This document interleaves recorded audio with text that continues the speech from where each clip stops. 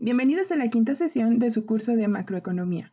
El día de hoy vamos a aprender sobre indicadores macroeconómicos complementarios al PIB, es decir, medidas que nos van a decir información adicional que el PIB no necesariamente puede capturar y que son relevantes para entender el bienestar de una población, de una economía.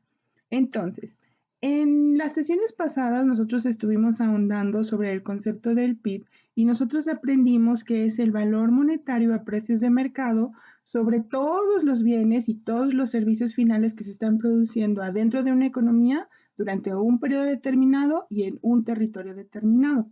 Ahora, esto es interesante precisamente porque nos está diciendo cuánto es que un país produce y nosotros habíamos entendido ya también que dado que eso es justamente lo que se produce de manera neta en un país, es equivalente al ingreso que genera cada año un país. Y aquí estoy diciendo cada año porque es lo más usual, ¿no? El PIB generalmente se da o se computa de manera anual y se publica así.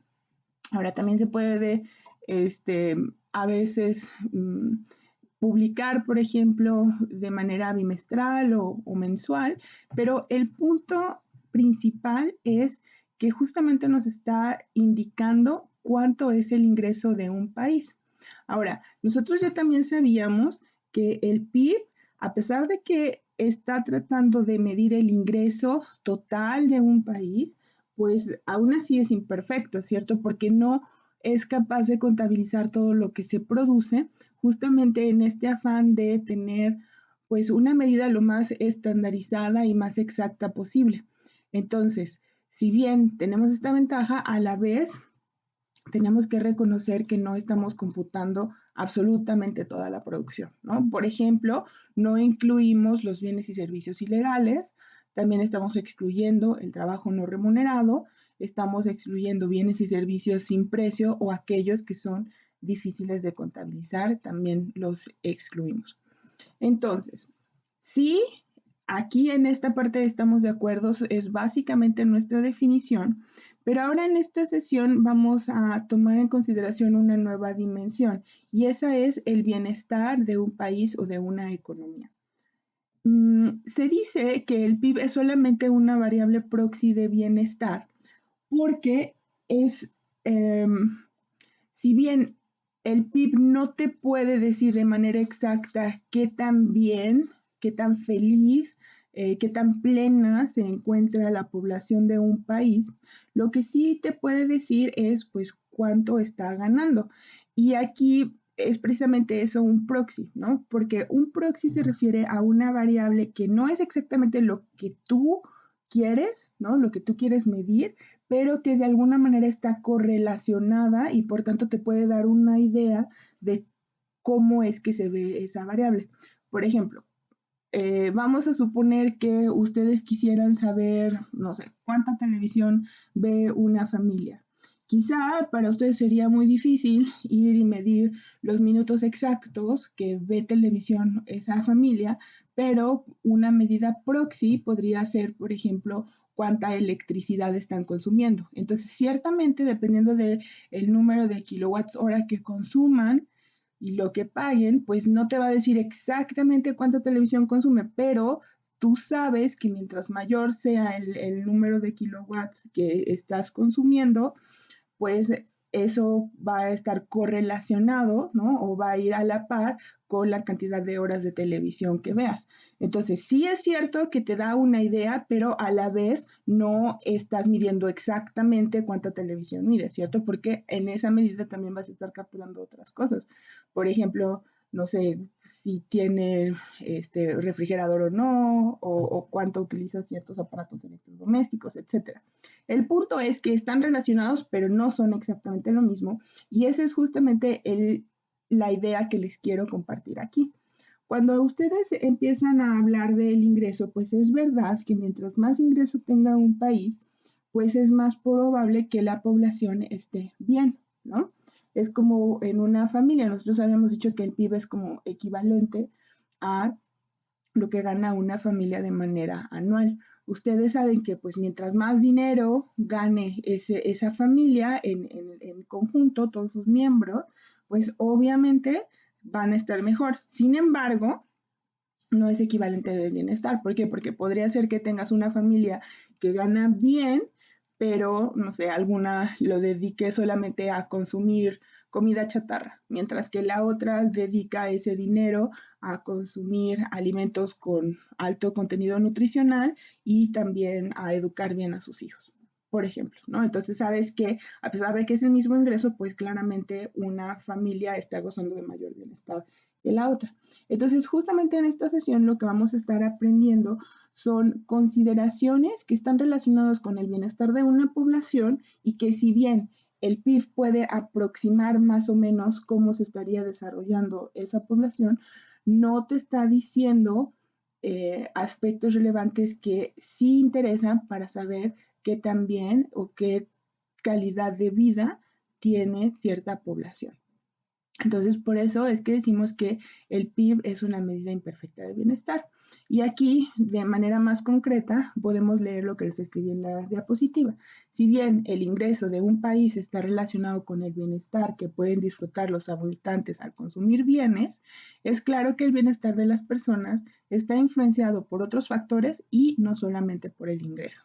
Entonces, efectivamente, el PIB no considera todos esos factores y por eso es que en esta diapositiva vamos a empezar a decir, bueno, sí, el PIB podrá medir el ingreso, pero no mide, por ejemplo, la desigualdad. Tampoco te dice cuál es el ingreso de un ciudadano promedio o su poder adquisitivo, etc. Entonces, el PIB no es capaz de identificar una multitud de consideraciones, puesto que solo se enfoca en el ingreso o producción de un país, pero afortunadamente varias de esas problemáticas sí las podemos eh, considerar o dar seguimiento por medio de otros indicadores macroeconómicos. Recuerden que los indicadores macroeconómicos justamente eh, nos están tratando de dar en una medida, de manera resumida, lo que está pasando a nivel agregado, ¿cierto? Entonces, si nosotros queremos saber sobre desigualdad, existe el Gini y la curva de Lorenz, que los vamos a ver más a detalle en esta sesión, pero básicamente aquí es importante que nosotros tomemos en consideración, sí, podemos tener a un país que gane, por ejemplo, lo mismo, pero cómo reparte su ingreso entre cada uno de sus miembros, pues es importante, ¿no? Por ejemplo, si regresamos a esta idea de economía o de país, pues aunque tú digas que en promedio cada mexicano gana tantos miles de pesos al mes, pues ciertamente sabemos que algunas personas van a ganar más dinero que otras, ¿no? Que por ejemplo vamos a vamos a tener, no sé, un Carlos Slim y a la vez una persona que está pidiendo limosna, no sé, afuera de un mercado. Entonces, esta desigualdad es posible contabilizarla por medio de una distribución del ingreso con respecto a la población y quizá una medida un tanto más burda es saber cuál es el ingreso promedio de un país, que eso sería el PIB per cápita. Entonces, esto tiene la ventaja de estar haciendo un ajuste dependiendo de cuánta población tiene un país. Por ejemplo, nosotros sabemos si tenemos dos familias y las dos ganan la misma cantidad de dinero, pues no es lo mismo que lo repartan entre 4 miembros, por ejemplo, no sé, los papás y 2 hijos, a que lo repartan entre 7 miembros, ¿no? No sé, los papás que tengan 4 hijos y aparte la abuelita, se me ocurre, ¿no?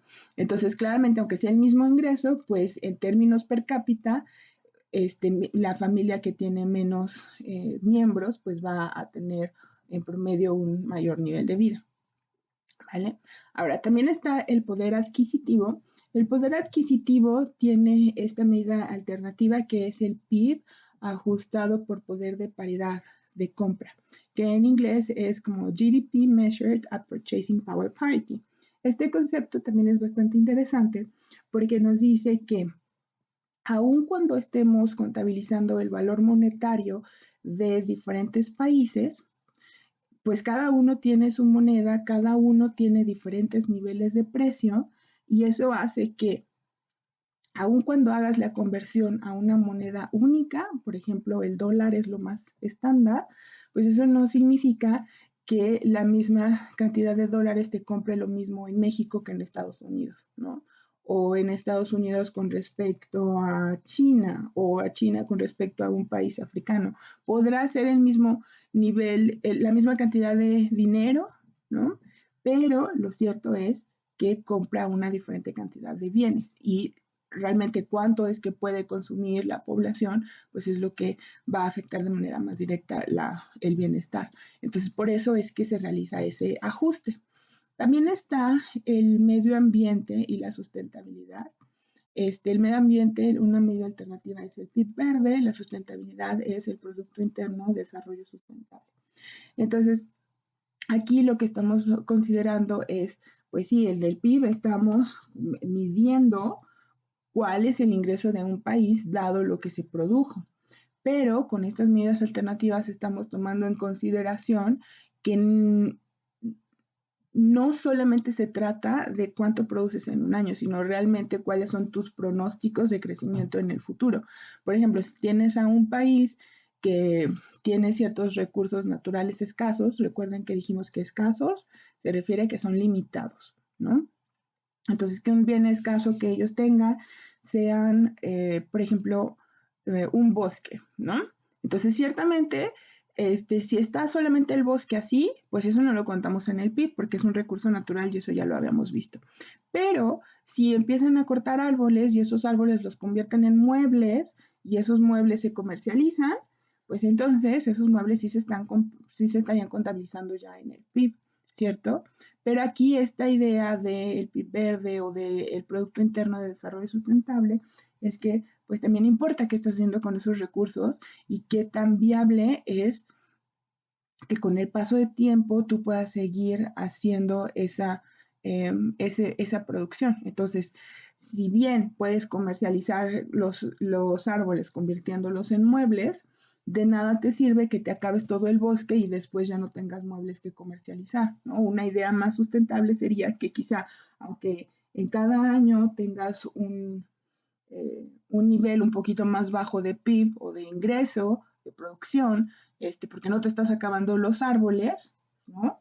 A pesar de que podrías hacerlo, tú prefieres que tener esta visión sustentable en el futuro, de dejar que tus recursos se renueven y que de esa manera sí puedas seguir convirtiendo esos árboles en muebles, pero que sea a lo largo del tiempo y que nunca te los acabes o que les des tiempo de regenerarse. Entonces, eso es importante.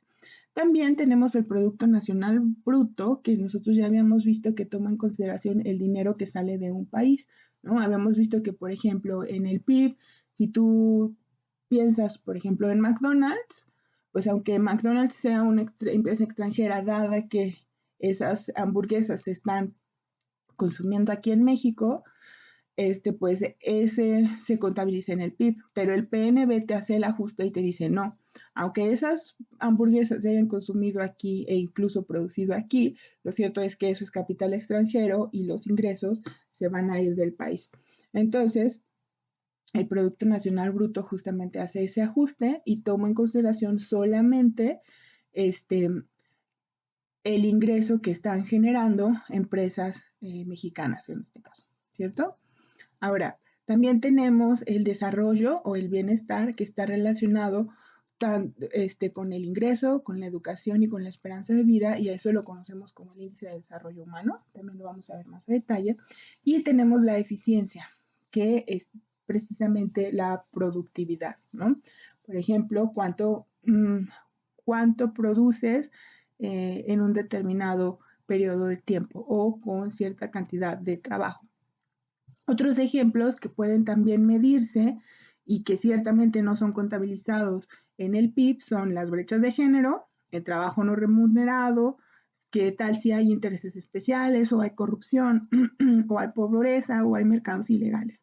Entonces, todo esto es importante tener en mente que está relacionado con el bienestar de un país y que no necesariamente está siendo contabilizado en el PIB.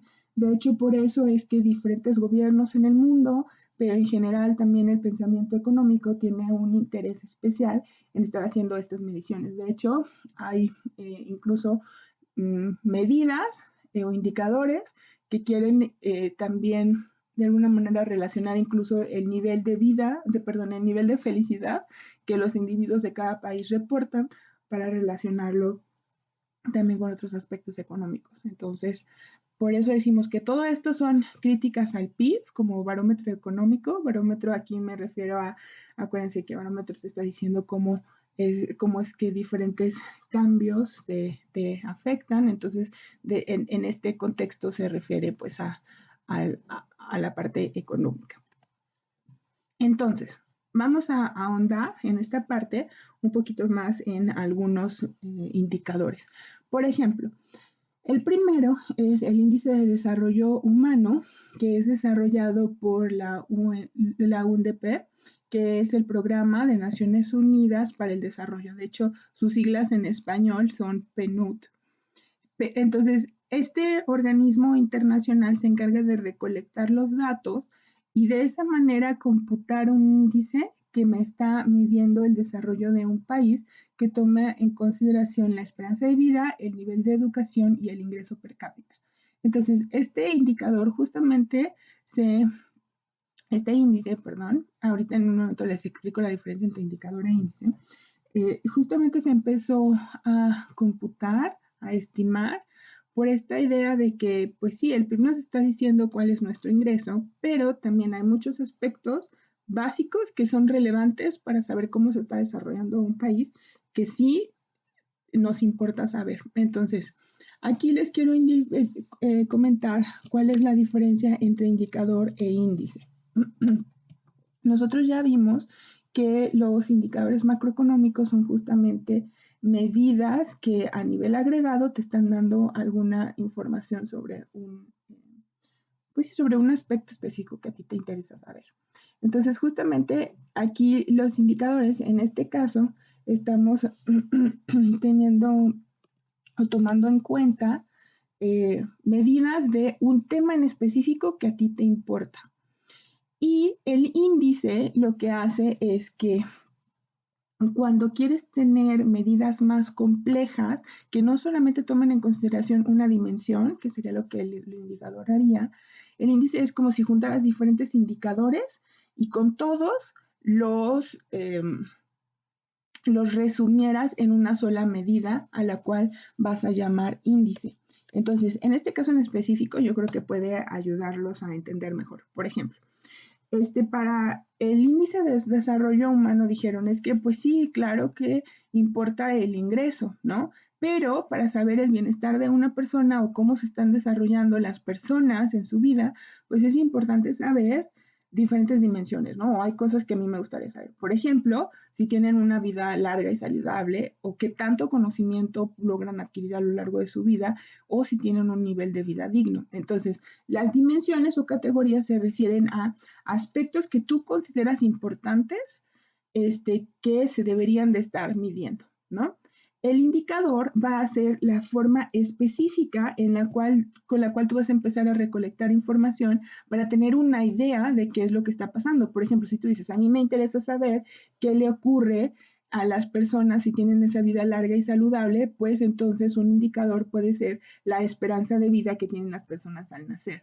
O si quieres saber cuánto conocimiento están acumulando, en el índice de desarrollo humano tomas en consideración dos indicadores, que sería cuántos años se espera que vayan a estudiar las personas versus el promedio de años de educación. Es decir, por el simple hecho de haber nacido en México, ¿cuántos años es lo más posible que esa persona llegue a estudiar, dados los datos históricos que estamos observando, ¿no? Es una estimación estadística. El promedio de años de educación, pues es ya lo observado, lo que estamos midiendo en esa población. Y por último, el nivel de vida digna, pues por supuesto que está relacionado con el ingreso, nada más que en el índice de desarrollo humano, en lugar de considerar el PIB, ellos consideran el PNB per cápita, pero ajustado por poder de paridad de compra. Entonces, acuérdense que el PNB justamente está diciendo, sí, me importa mi ingreso, pero solamente el ingreso que están generando los habitantes de ese país. No necesariamente me interesa ese intercambio de bienes con otros países. Entonces, como les digo, aquí los indicadores, cada uno de ellos me está dando información sobre el tema que a mí me interesaba saber. Nada más que el índice hace algo pues un poco más complejo, más interesante, en el sentido de decir, pues sí, a mí me interesa el bienestar de las personas o cómo es que se están desarrollando, pero para mi desarrollo no implica medir por separado su esperanza de vida o el promedio de años de educación o el PNB per cápita, sino que yo quiero saber si considero todos estos al mismo tiempo, ¿eso qué medida me va a dar? Es también es también una medida agregada, pero de diferentes temas. Entonces, por eso es que vamos a llamarlo índice, ¿sí? Y es un número que nos está dando el resumen de lo que está ocurriendo con diferentes indicadores. Entonces aquí yo les puse este diagrama para que quede más claro qué es el índice de desarrollo humano, cómo es que está considerando todas estas diferentes dimensiones que el PIB no necesariamente puede, y de esa manera nos está eh, dando pues mayor información justamente sobre lo que pasa en nuestra economía. Este mapa es interesante, es un... nos está precisamente relacionando o dando una idea de cuál es el índice de desarrollo humano. Entonces aquí en este caso, mientras más verde sea, lo que estamos observando pues es que el índice de desarrollo es más alto. Por ejemplo, los que son verde oscuro, como Estados Unidos, Australia, los países nórdicos, significa que tienen un índice de 0.9 o más, ¿no? Aquí el índice de desarrollo humano va de 0 a 1. Entonces, mientras más rojo sea, eso significa que tienen un índice de desarrollo muy bajito. Entonces aquí, por ejemplo, tenemos este rojo oscuro y tenemos aquí países de África Central.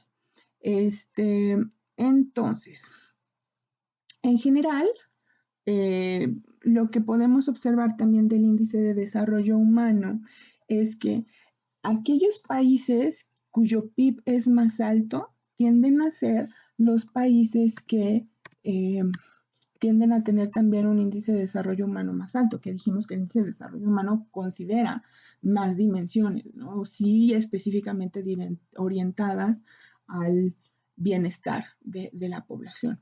Entonces, ustedes van aquí a observar que existe una correlación positiva entre el índice de desarrollo humano y el PIB. Nosotros sabemos que justamente estos oscuros pues son los que mayor ingreso tienen, los que están más en rojo con un menor índice de desarrollo humano son los países que menor PIB tienden a tener. Entonces, acuérdense que correlación de manera muy intuitiva significa que se mueven juntos. Recuerden sus cursos de estadística. Entonces, si hay una correlación positiva, significa que a mayor PIB, mayor índice de desarrollo humano. Si hubiera una correlación negativa, sería al revés, ¿no? Pero aquí la razón por la que les estoy mostrando este mapa y haciendo esta aclaración es simplemente para que ustedes vean por qué, a pesar de que el PIB es una medida imperfecta de bienestar, sigue siendo como la principal forma en la que se mide no solo la actividad económica, sino también pues como de alguna manera como barómetro para saber qué también le está yendo a un país. Entonces, sí, no es lo mismo, el PIB no te mide específicamente bienestar, pero sí está correlacionado con el bienestar como nos lo está indicando este mapa. Es como el ejemplo que yo les decía hace rato de medir el nivel de electricidad consumido versus el que tú quieras saber cuánta televisión está viendo una familia. No es lo mismo, por supuesto que no, pero están correlacionados y tú sabes que mientras mayor PIB haya, pues muy posiblemente vas a estar observando que también el índice de desarrollo humano es mayor. Por eso es que a pesar de las limitaciones del PIB, pues se sigue usando, ¿no? Y a veces se utiliza indiscriminadamente para decir que mientras más PIB, mayor bienestar, pero recuerden que no necesariamente, ¿no? No es lo mismo, es una variable proxy. Están relacionadas, pero no es lo mismo. Muy bien, vayamos al siguiente indicador macroeconómico alternativo, que es el PIB per cápita. Entonces, para entender por qué queremos este PIB per cápita, tenemos que recordar que el PIB sí nos está midiendo de manera agregada el tamaño de una economía, y esto se refiere a qué tanto produce, qué tanto ingreso está generando.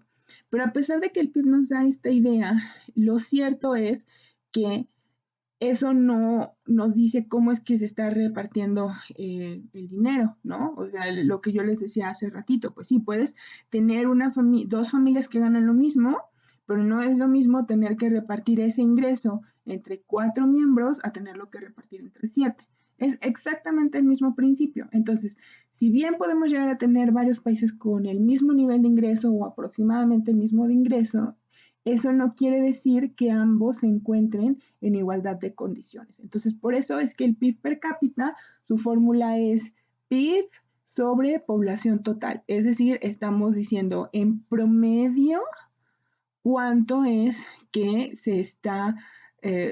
cuánto es que se podría consumir cada habitante, ¿no? Si les repartiéramos lo mismo. Entonces, el PIB per cápita nos está indicando el ingreso de cada individuo, asumiendo que todos generaran lo mismo, ¿no? Es el ingreso promedio, ¿sí? Regresando a esta idea. O sea, si tú tienes una familia con el ingreso y lo divides entre 4 miembros, tú sabrías que en promedio cada miembro se gasta tantos pesos, ¿no? Y si tienes ese ingreso y ahora lo divides entre 7, tú sabrías que en promedio cada individuo se gasta tantos pesos. Ahora, ese ingreso promedio no significa que exactamente eso sea lo que gastan, ¿no? Tú sabes que muy posiblemente el papá va a gastar más que lo que gasta el bebé, ¿no? A pesar de que en promedio le estarías asignando lo mismo. Es como un supuesto que estás haciendo o es un resultado de esta estadística que estás computando, ¿no? El PIB per cápita es el ingreso promedio. Entonces, no es lo mismo, pero sí te permite quizá hacer una comparación donde tú veas que claramente, pues en una familia están ganando en promedio más que otra, ¿no? O tienen mayores recursos disponibles para ellos. Entonces, en el PIB per cápita es lo mismo, ¿no? Tú sabes que si haces el PIB per cápita para México, ahorita vamos a ver estadísticas al respecto, pues lo que estarías haciendo es dividir cuánto se produce en un año sobre los aproximadamente 130 millones de mexicanos que tiene el país, ¿no? Entonces, haces esto y tú sabes que en promedio es como si cada mexicano estuviera ganando tanto. Pero por supuesto que de manera intuitiva, pues tú sabes que no es cierto que Carlos Slim gane lo mismo que una persona que está pidiendo limosna, ¿no? En algún lado. Entonces, no es exactamente cómo se distribuye el ingreso, pero sí te da una mejor idea de no solamente cuánto se produce, sino tentativamente, cuánto ingreso disponible tiene a su alcance cada uno de los habitantes. Y eso importa. Entonces, aquí tenemos esta tabla, tenemos el PIB en millones de dólares. Acuérdense que dijimos que es siempre importante ajustar, ¿no? Y diferenciar que billions no es lo mismo que billones, ¿no? Nuestros billones son trillions en Estados Unidos, o en los países de habla inglesa. Entonces, aquí tenemos, por ejemplo, que en 2013 Brasil tenía 2.246 millones de habitantes, ¿no? Entonces, perdón, estaba produciendo, no millones de habitantes, millones de dólares, ¿no? Pero a la vez tenía una población de 199 millones de personas y eso equivale a que si nosotros dividimos esta cantidad nominal sobre este nivel de población, entonces eso nos va a dar como resultado que en promedio cada individuo en Brasil estaba ganando 11.172.5 dólares al año, ¿vale? Entonces, aquí en general lo que estamos observando es bastante interesante. Por ejemplo, nosotros aquí sabemos que Brasil genera un ingreso mayor que lo que genera Canadá, pero nosotros por supuesto sabemos que Canadá tiene un nivel de vida más alto y eso por supuesto que está relacionado con cuántos millones de habitantes tiene cada población. Entonces, si bien Brasil produce más, tenía en 2013 casi 200 millones de habitantes, mientras que Canadá solamente tenía 35, por lo tanto, en promedio, es como si cada persona ganara aproximadamente, o sea, si cada canadiense ganara aproximadamente 5 veces más que cada brasileño. Entonces, esa es la implicación, ¿no? Es justamente este mismo principio que yo les estaba diciendo hace un momento sobre las familias. Pues sí, no es lo mismo que si tú tienes diferente cantidad, el mismo ingreso lo divides entre un cierto número de personas. Y también podría ser que aún cuando una familia gane más, si una la tiene que repartir entre 7 personas y otra familia gana un poquito menos, pero solo la tiene que repartir entre 2 porque son una pareja, pues claramente esa pareja va a tener un mayor nivel de vida. Entonces esa es la idea y estos datos se vuelven bastante interesantes porque justamente te dan una idea de cuál es el ingreso de la población en promedio. Y aquí, por ejemplo, China es otro caso interesante y también la razón por la que justamente hay tanto expectativa con respecto a China, en el sentido de que sabemos que se está convirtiendo en potencia, sabemos que su ingreso es muy alto, nada más que su nivel de población también es muy alto, ¿no? Son más de 1.000 millones de personas en China.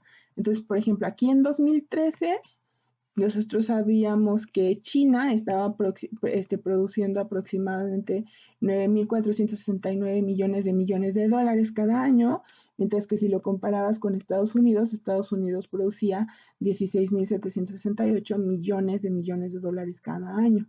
Pero el asunto es que la población es muy diferente. En China tienen más de 1.000 millones, en Estados Unidos tienen aproximadamente 300 millones de personas o de habitantes, por lo tanto, en promedio, el ingreso per cápita de China es muchísimo menor que el ingreso per cápita de Estados Unidos. Entonces, hay justamente esta idea de que China va a lograr convertirse en la potencia en el sentido de que eventualmente va a producir más que Estados Unidos, tanto en términos absolutos, que sería su PIB, como en términos pues per cápita, que sería ya ajustando por el nivel de población. Pero por lo pronto Estados Unidos pues sigue siendo la primer potencia mundial en el sentido de el ingreso que genera cada año.